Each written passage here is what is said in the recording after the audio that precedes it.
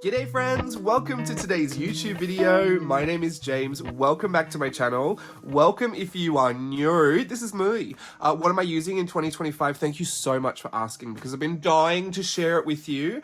I don't have a very specific, this is the lineup I'm going to use, but I do have about 1,000 journals in front of me and I want to show you everything because what I have kind of fallen into over the past couple of years is do what you feel like when you feel like doing it, which is a great way to live, honestly. And I do have that luxury, so I really abuse that privilege. And I pick up everything I want, whenever I want. I will bounce around, I'll try different things. I've become really into just not caring about a lot of it. So, and not in the sense that I don't care about it, not caring about all the rules and, you know, the expectations of it all. Like, that's the journey that I've been on. I think ever since I started art journaling, let's be real, I've always tried to get to a place where I'm kind of currently at, where it is whatever it is I want it to be, whenever I want it to be it, and it's enjoyable and it's fun. And some days it's painting, some days it's stickers, some days I'm doing it well, some days I've just left it alone. And that it's really motivated by my passion and my excitement and my joy to do it. And I'm leaning into all those creative frenzies. So if I want to switch out a journal, I just switch it out. So for that reason, there's not like a hard and fast, this is the lineup, this is what you're going to see throughout the year. But I will show you everything I think you might end up seeing throughout the year because there's so many different things that I work in at the same time. Like I might pick this up and then 2 hours from now, I'll pick up my 5-year journal to work in that. And then a couple hours later, I'll pick up a different journal and start drawing in that. So that is kind of what I want to have a chat to you about today and just get into, you know, what you might see across my social media outlets over 2025. This is a journal these are jumbo journals. Jumbo, because they're absolutely humongous. I wanted to start with these so I could get them off the desk because they take up so much room. This is made out of, this one specifically, I think is made out of paper bags that I got from, I mean, this is a Taco Bell paper bag. Paper bags, old cardboard, random stuff. It's fully made of junk or things that would be thrown away. And it's mostly a junk journal about me. This is the journal I did for Me, Myself, and I, which was Virtual Voyage 9. And I've kept this around because this actually, I don't know, this really does feel very personal to me. And whenever I want to add something, like I'm having a life change or I'm going through something or had a birthday or something, this feels like a very special place to put it because this is kind of, I don't know, all my journals are really about me, but something about this specifically, I think because it was so intentionally all about diving into myself, my memories, my thoughts, my feelings, my ideas about myself. Like there's something specific about this workshop journal that I feel like I want to keep it around. So even though it's pretty much packed full, I do have a lot of space to add random things. So it's got a lot of workshop stuff in there. This is a letter to my future self. I don't think I've flipped this. There's some photos I've taken that I'll share on Instagram at some point. But like the portraits that I had done for my birthday are in here. Birthday balloons and buttons and letters and cards and things from everybody. Just personal notes. This is where I keep my collection of compliments, which really make me happy. So anyway, I can't flip everything because we will be here for 55 years, but I do have a whole flip playlist on my YouTube channel. So there's tons of journals you can see. This one's not on there. It'll be on there one day. And yeah, I love it. But I keep it around. It's huge. And that's what that is. That's all about me. Me, myself, and I. The famous Scandalous song. Do you remember that? Pop stars in Australia. This is my current jumbo junk journal. I think this might be number 4. No, 5. 6? Who knows? I got a bunch of these. Again, huge, humongous journals. This one is also made out of paper bags. Mostly they're made out of Trader Joe's paper bags, but these two in particular I made for Junk Journal January, Junk Journal July 2024. I could be lying. I think it's Junk Journal July. Anyway, and this is junk. There's lots of junk. Lots of fun junk. And it's not stuff that I think is bad, but it's things that didn't have homes. Like this was old workshop stuff from the concept stamping workshops. Remember those? Those were fun. An old poster I made for Art Journaling the Magic. It was like a teacher gift. I made a poster of all my favorite Art Journaling the Magic pages. At that time, I think I only had this particular journal. So it's funny because all of these are like the first things I ever did at Art Journaling the Magic. Now I have like a whole little golden book library collection of all my Art Journaling the Magic stuff. These, do you remember these? The photoshops. We did that little, they're so funny. I need to get that back out for Wicked. We did this for Virtual Voyage 1, Over the Rainbow. I think it was 1. sure it was one. And then a little opening skit. It was all these photoshopped stills. Anyway, so this is just stuff. It's just a big jumbo junk journal. It's junk. Is this one? The video I think I did for Junk Journal July. It's what do I want to say? It's not junk. Like, it's not trash, but it is. It doesn't always have to be that though. Like, I will keep packaging from things, but then at the very same time I will put very personal things in here. Like, it is a journal. It still serves a function to me to be able to document, to be able to memory keep, even doing arts and bits and pieces in here. I don't typically pull this out to draw in it, but if I've got like a loose page of drawings, this is where it can go and live, and I don't have to cut it all up because it's so big and it's so hefty. It can keep all of this stuff in here, but at the same time, look, I've weeded out a photo sticker page and I've used the weeding as just junk in here. So I mean, yes, it's junk and it's not, but it's, at the end of the day, a big jumbo junk journal, and this is the one that I'm currently in. I need to have a bit of a sesh in this because I've got a whole bunch of stuff. Look, my junk has exploded. It's living on the side of my desk. I need to be putting this stuff in here. More junk. But I will get to that at some point. I might even do that later today, actually. I'm not quite sure. I'd love to have a peaceful, no filming version of it, though. So apologies, you won't get that on a video at this present moment. But I'm sure you will in the future because it's around. All right, those are the two huge ones that we've got off our minds. Let's go to daily. These are daily. Should I zoom you? No, you can see. This is great. We're not going for flips, so you just need to see. This is my Hobonichi weeks. This is the 4th Hobonichi weeks that I've been in. Here are my other ones. My beautiful little collection. I love when they feel just completely tattered and battered and full to the brim of all of my lovely things. Planners are planners. I mean, they're meant to plan, but I think because so much of it, like, is its own form of sparking that memory. And I used to accidentally do this in my 5-year journal a lot. I would just list out the things I did in my day rather than actually prompt myself to write about my experience or my feelings, or and people do it all differently. There's no right way or wrong way, but that's what I wanted to do in this, but I inadvertently got stuck in this pattern of just listing out the events of the day. So this now functions as that, because that is in essence what a planner is. It is just a list of my daily occurrences, and that in and of itself is its own form of documenting and journal keeping. So I find a lot of great value in this, and I do, because they're out every day, put a lot of decoration in here. A lot of random things find home in here, like little sticker scraps, little photos that I've printed out doubles of. Sometimes I just go nuts in certain pages, but yeah, I love these. I love the planners. I love when I stick with something, when a system works for me and I can stick with it and end up building up a collection. That is something that is exciting to me. I'm on my 2nd Hobonichi 5-year. The first one is full. It doesn't even shut properly anymore. It's so chunky. I love it. And then this will be my 4th. And now I've got a little library and they all look super cute up on my shelf. That stuff is important to me. I do love the visual of a stack of all the same kinds of journals, but obviously I've got a million different kinds. So I've got just 25 different stacks all over the studio. It brings me a lot of joy, I have to say. So that's that on that. The weekly works for me. I've mentioned why before, but I need the monthly spreads to know what I'm doing. And then obviously I've got photos in here as well. The weekly keeps me on track with everything I need to know, but there are a whole bunch of pages I don't end up using. So I've printed full page photos for these. There was no rhyme or reason to them. I kind of just went with whatever was on my camera roll. Look, there's my mission statement. So this is a way that I like to really fill it up, but yeah. That's where we're at on the planner. Planner is its own thing, but it is a part of the journal lineup. And then this is the Hobonichi 5-year. We're already done with our first full year in this.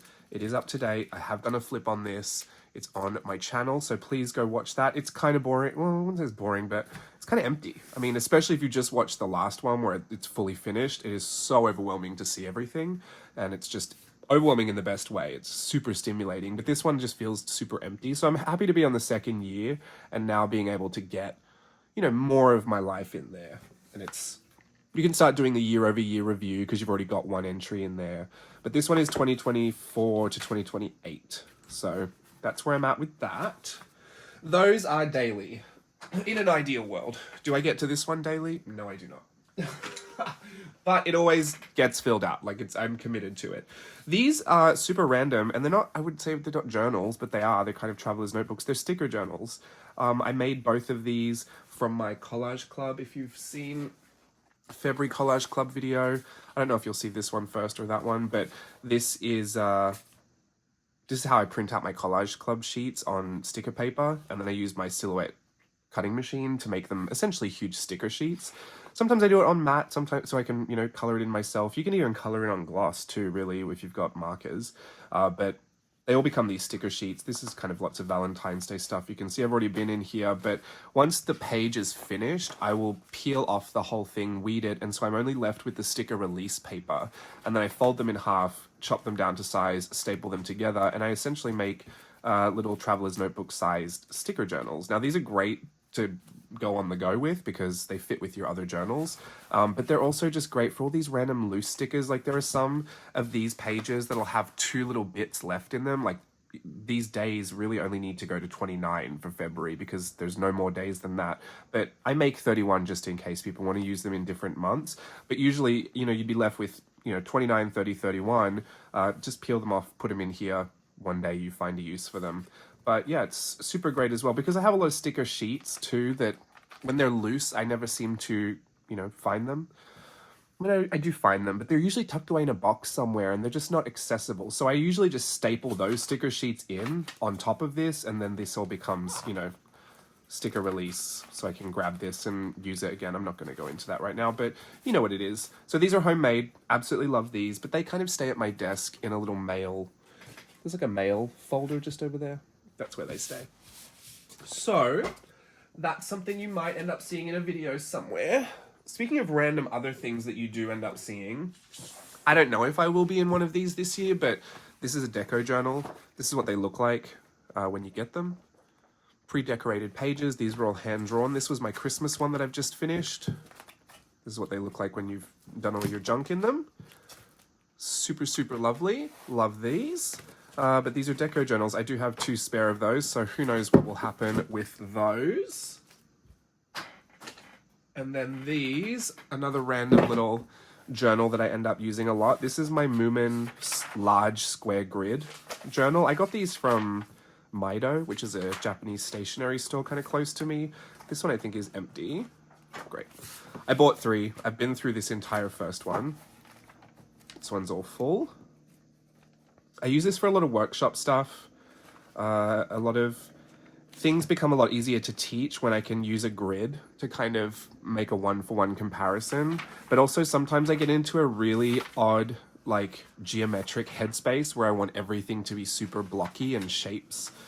And it just really itches a certain part of my brain. So this large grid journal is great because the grid is just larger. So it just seems easier and less complicated. I do prefer a large grid over a small one. So I love these. They do actually run back to front. Like this is, because they're Japanese, this is the front. You're supposed to do them right to left, but I use them in a Western way because they're covered on both sides. But I did get 3 of those originally and I'm still working through those. I love these. But they do appear from time to time. If you ever think, what's that grid? It's just that. I don't think there's a specific brand. Let me have a look. No, I can't tell which is... Oh, Nippon Note. It's made in Japan. You'd probably just find it at a... I'm pretty sure they're kids. They're kids' books for maybe learning how to write Japanese. But this is also something you might see around and might wonder what that is. These are workshop journals. This one was my Halla workshop. It was almost just like an empty sketchbook. This was my me, myself, and I.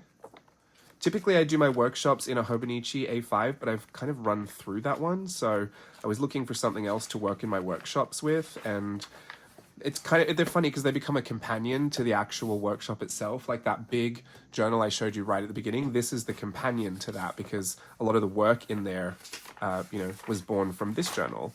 And this is how I keep myself on track and make sure that I'm doing everything I want to do and teaching it how I want to teach it. throughout any of my virtual voyage workshops or my Halo workshop. This one had so many ideas in here. I really got super inspired over Halloween last year. There was too many ideas to actually do.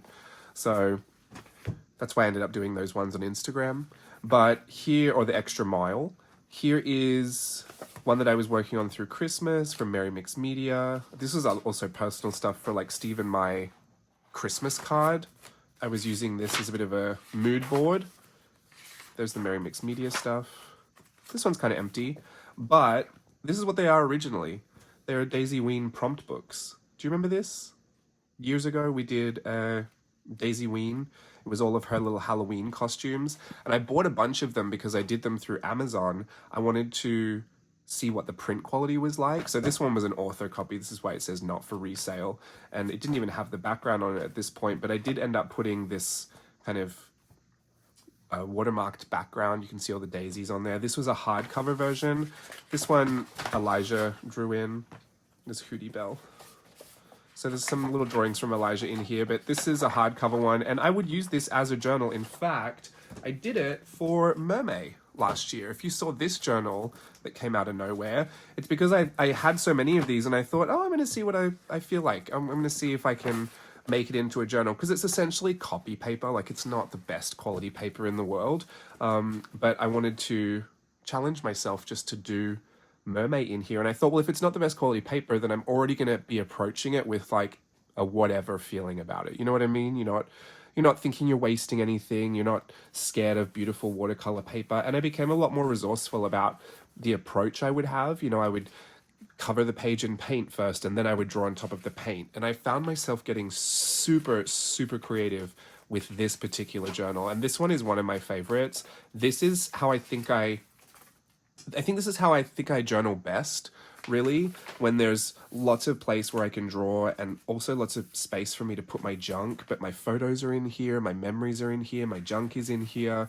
I can write in certain places and actually document a lot of stuff. I think if I were only to do just one journal, it would have to be something like this, something where everywhere could live. And I'd probably have lists here, like Monday I have to do all these things, but thankfully I don't live in a world where I only have one. I get to spread myself out over a bunch. But this one is really, really beautiful, and I do love this journal. I'd love to flip it for you. There's still some blank spots in here. What is this? Picture. There's still some blank spots, but this is one of those journals where I feel like the blank spots don't matter too much. Like, do I have to fill all this space with something? No. This can just live on its own here. But there are some little bits of pieces I'd probably like to fill up here. So I might keep this at my desk, actually. Maybe I'll keep working in this one until I feel like it's completely finished, because it's almost there, but there's some spots just for some other stuff. So it started out as this, and then I painted over the cover. I put a plastic cover on it, and it just became this wonderful art journal that is really a mermaid challenge turned into an art journal. But all of these were Daisy Ween books. These are the soft cover ones. These are the hard cover ones. And I really, really love them. I love that I actually found a use for them, because I already did the whole Daisy Ween challenge in one of them. I wasn't going to redo it. I was really happy with my first attempt. So I was like, well, now what am I going to do with all these test journals? Because waste not, want not. And I'll be sad to see them all finished. I mean, happy, but it's like bittersweet, right? I love them, but I tend to work like a beast in these. I think it's because I see all the paper and it just seems like it's whatever. I can just do whatever. And I do. And I think to contrast that with what I'm talking about, like when you're in a journal with much nicer paper and stuff, this last year, I was using this, which are my InArt Diario Graphico ones. This is something that I'll pull out this year as well. I actually used this through the Halo workshop last year. So if you saw any of that stuff online, this is that journal. And I worked really methodically, going chronological through the entire thing. So this journal, up until the point where it stops being worked on, is pretty much done. Like, there's no space for anything to go back and do, because I was using this as my regular journal at the same time that I was doing my Halo workshop. So a lot of my little photos and things that I was doing and ephemera, my junk, ended up in here as well. Like, I got my equity card, so I put it in this picture. And I really, really loved this, but it became really neat. Like, maybe it doesn't look like that to you, but there's a real methodical and, you know, careful approach to all of this. And I was just in a space where, I mean, look at my drawings. They were super neat as well. There's not fingerprints everywhere. There's not paint splatters everywhere. Even these are also aligned so neatly. Oh, I was using rulers. These are all spaced out. So, you know, I get into these modes where I just want to work differently. And so this journal really serves that function for me. If I'm not in this mood though, it makes me feel like I don't want to pick it up. Like if I'm not feeling of being neat and having these beautifully, you know, balanced spreads or things that really take some effort, like you don't just throw all this in here and it ends up looking like this. Like this is things I've really thought about, you know, cutting this down to size and having this match this and having this width match this width.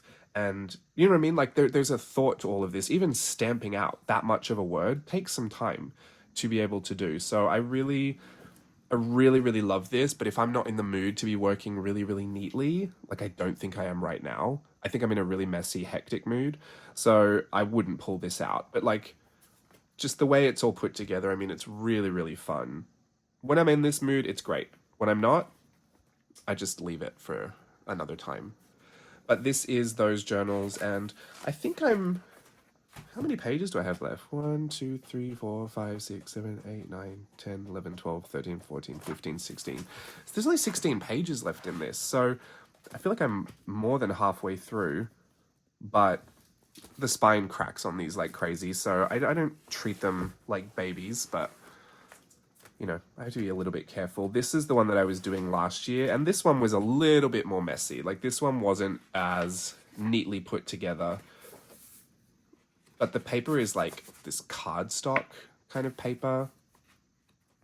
And I do love that it works well with mixed media. And so I can feel like this is a journal I can pick up and start drawing in. In fact, this is what I do pick it up for a lot, is to work in it if I want to be drawing in a journal and not on a loose leaf paper.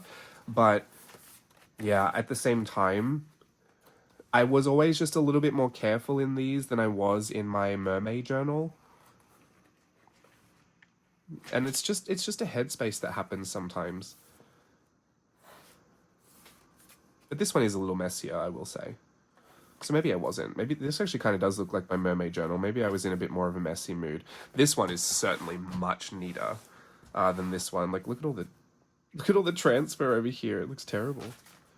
I don't really care, but confetti. Yeah, I love this. Just love looking at that. So, this one is one of my faves. See how inspired we were by the glass skin? All year. I'm so glad we did it for our Christmas cards. I do believe I'm right at the end of this journal though. Have I not finished it? Oh, it's finished? Oh, there's only one page left. Maybe I'll print a photo and put it on there. Oh, there's some workable space in here, but this one's pretty much done. I really got through this journal. And I love it. I really love it. But these feel a little bit more, I don't know, a little bit nicer than my Daisy Ween ones. The Daisy Ween ones really feel junky. Like I can just rip the page out and I don't care. These ones, I wouldn't rip a page out.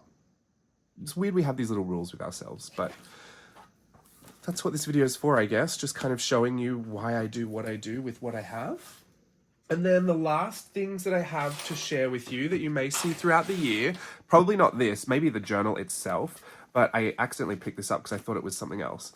These were photo journals. Now that I have so many different journals and I, you know, keep them all for different reasons, I don't really use these photo journals anymore. They are so fun and I love them, but it's just a lot of double handling at this point. So I showcase the photos in different ways now. But I did really love this while I did it. It was something that I think really pushed me to take a lot more photos. And now I'm in a really good habit of taking photos of absolutely everything. So it served an interesting purpose for my creative journey. It wasn't so much the journal itself that I felt like was the kind of product, the result that I got from it. It was more the, you know, the passion for more photography. I think that was what really, you know, kind of pushed me in this direction, was these photo journals, because I just loved showcasing photography that way and thinking about all the photos I was taking. And then this is my Italy travel journal, which is pretty close to being finished. I only have a few days of the trip left to do, mostly just the wedding and the last couple of bits and pieces, but this one was super fun. I was really happy with this. Like, I love this little, she's holding our photo memories and this string attached down here, and even Steve's little pull-out section over here. I was just getting really, really interactive with all of it. I documented all of this after the fact. I didn't do any... Actually, that's a lie. These first couple of pages I did while we were going. Like, I did these drawings on the trip. My noodle girl, Little Miss Bolognese. I drew that of Steve while we were at JFK. Oh, goodness, this flight being cancelled. I need to finish this so that Steve can tell you the story, because I think he's dying to tell you all about it. But I've committed a lot of that trauma to the deepest part of my memories, and I don't think I'll be revisiting it, so he'll have to tell you about it. It wasn't trauma, it was fine, but it was a lot. I'm already kind of like, I'm not an anxious traveler, but there's a lot I kind of have to set myself up for before I'm doing big travels where I'm not in charge. I think that's the thing. If I'm in charge of my own travels, it's fine. I feel like I'm a lot better about that. Or even if Steve's kind of in charge of it, because, you know, we're married, so I can, you know, make the adjustments where I need to. But when someone else is kind of in charge of the whole thing, that makes me super overwhelmed. And maybe I'm just a control freak. But anyway, this is my Traveler's Notebook Tokyo Station. These 3 charms, this one is one from Traveler's Company, the Tokyo Station one, and these 2 ones I've made for, this one was Playtest Patreon 2, I believe, and then this one was Virtual Voyage 6. I love this. It's a little jlbCREATIVE Japanese post box. I thought it was so cute. I love the red enamel. But that is everything I want to say. Do you know what else I have? I had such a little, had a little itch to grab this. This is my box of Traveler's Notebooks. And I wanted to pull one of these out and just maybe keep it around for V-Day. Like, maybe for Valentine's Day I want to revisit one of these, because I used to make these Traveler's Notebooks back when I couldn't afford to buy all the ones that I wanted, and I just thought, well, you can make them. So these I made out of a lot of old illustrations and stuff, but a lot of them aren't filled out. Like, there's nothing, like, that's a blank page. And look at all these lines I could be working on. So I feel like I want to just have one of these. Should I just have this one? Because I picked it out. And I just want to see what I could do now. I just feel like it's kind of old meets new. Maybe I could just do February in one of these. Like, this is a Polaroid from 2015. I was really just going through my stuff to decorate some of this stuff. Like, this was when I used to sell prints on Etsy, and Steve wanted me to do the Cinderella, Have Courage and Be Kind. That's a real drawing too. I think a lot of these are original stuff. That is too. So anyway, do I want this one? Which one do I want? Oh, this one I think I've already worked in. I used to sell these ones on Etsy. Yeah, this one is kind of done. A lot of these are finished and done. Some of them are my old planners. Like, this is my old weekly. I did love the Traveler's Notebook weekly. That was really cute. Look at that. Crazy. But I know there are some in here like this. This is April 2017. Wow. So much happened. I guess there are some little memories in here. Some of this stuff has some Jane Davenport stuff in here, though, so that's not my favorite memory to be popping up every now and again, but I could just cover it.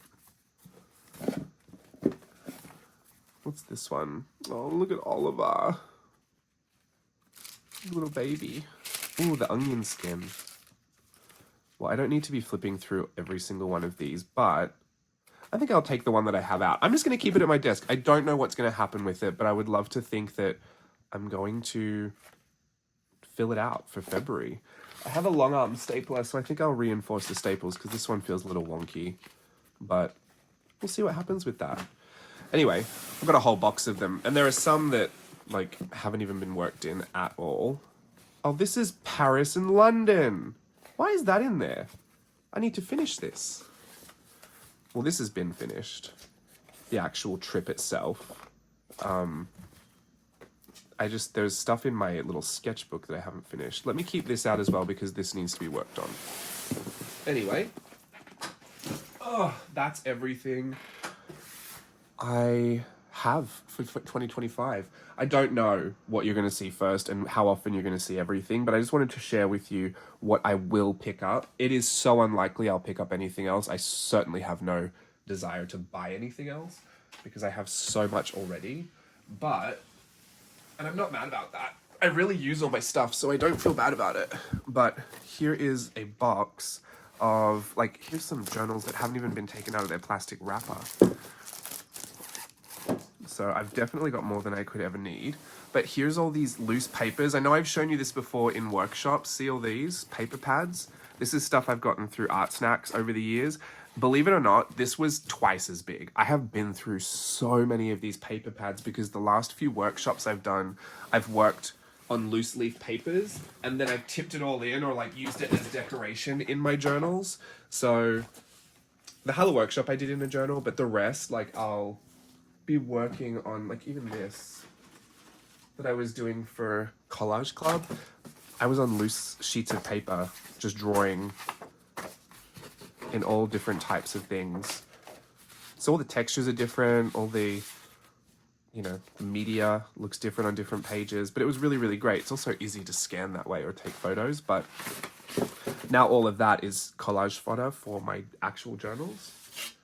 But that's a way that I feel like I can even attack not just my journals, but, put a dent in a lot of those paper pads. Now, there's no reason I have to get them all finished for a certain time.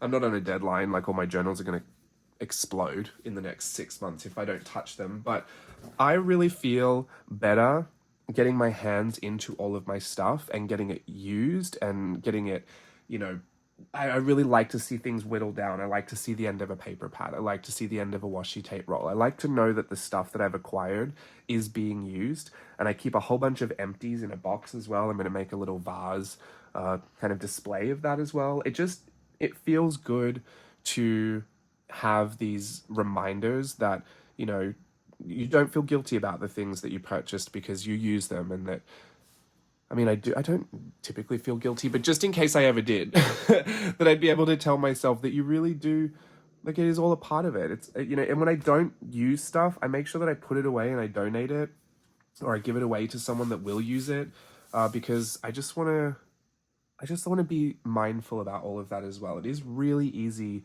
to covet a lot of new things and a lot of things that you don't have.